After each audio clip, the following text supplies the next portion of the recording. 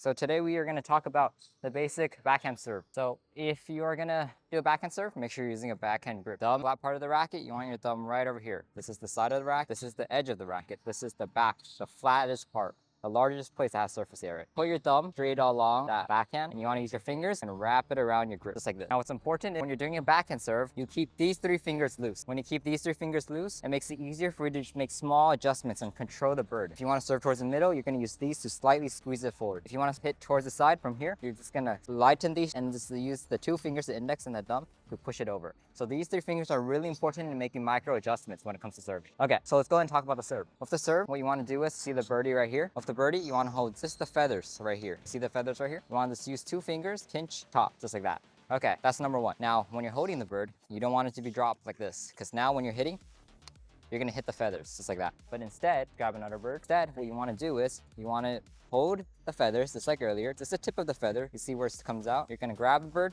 and point it towards your body. Pointing it towards your body will expose the tip to your racket so you can have a clean contact. Okay, after we got that out of the way, got the backhand grip, how to hold your racket properly, and how to hold the bird. Now let's talk about how to execute the shot. If executing the shot, it's really simple. You always wanna have your right leg forward. Now this is the same for any lifts in the front court or any neck kills in the front court. Always keep your right leg in the front. The reason for this is, if you have your left leg in front, when you're holding a racket, your racket gets stuck. You can't get a full swing out of it.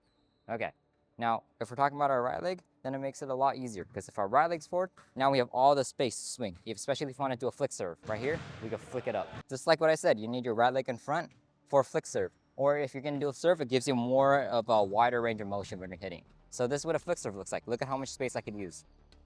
Just like that. Let's execute the low serve, because that's what we're talking about right now. So with the low serve, right leg in front, keep your thumb in the back, keep your racket pulled back, keep your elbow out on top this way. Usually it's better to have your elbow elevated, because this means it's easier for you to bring the bird and give that looping motion. So after we got that out of the way, you want to grab the bird, point it towards your body, keep your left arm straight out so you have a little bit more distance. What a lot of beginners make a mistake of is keeping their arm too close. If it's too close, you can't really get a good serve out of it. But once, with your left arm, if you straighten it out, now you have all the space to work. Okay, now we got that out of the way. Keep your elbow out, bird out, left arm out. From here, keep your thumb and your index finger holding the bird. Keep these 3 loose. Now what you want to do is gently tap the bird over, just like that. Now let's do another point of view. From here, ready?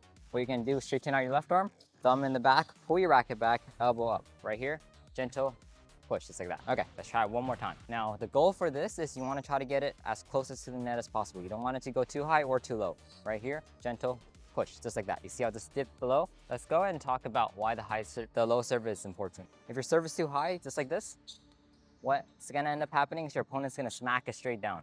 Let's show an example of that. Okay, I'm gonna do a bad low serve, smack it towards my face. Okay, one more time. So then, that's what you don't want. Now let's do a proper low serve and show how effective it is. Just like that. You see how I'm able to attack now? Let's try it one more time.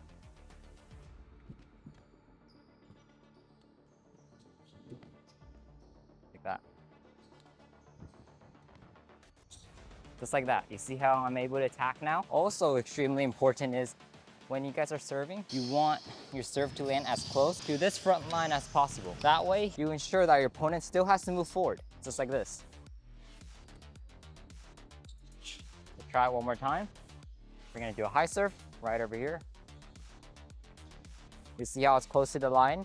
That way, your opponent, when they're receiving, they have to move the maximum amount of step. They have to actually take 1 step. If your serve is high, standing here, what I could go ahead and do is, I don't even have to step that far. I'm still almost behind the entire line. But if the serve is close, now I'm in the corner. I'm lunging in the corner now. Now, if my opponent wants you to clear, it'll be really difficult for me to get there. Standing here, fingers in the back, hold your racket back. Right here, gentle push. Let's do one more. Ready? Holding it here, out, push. Just like that. That's how you do it.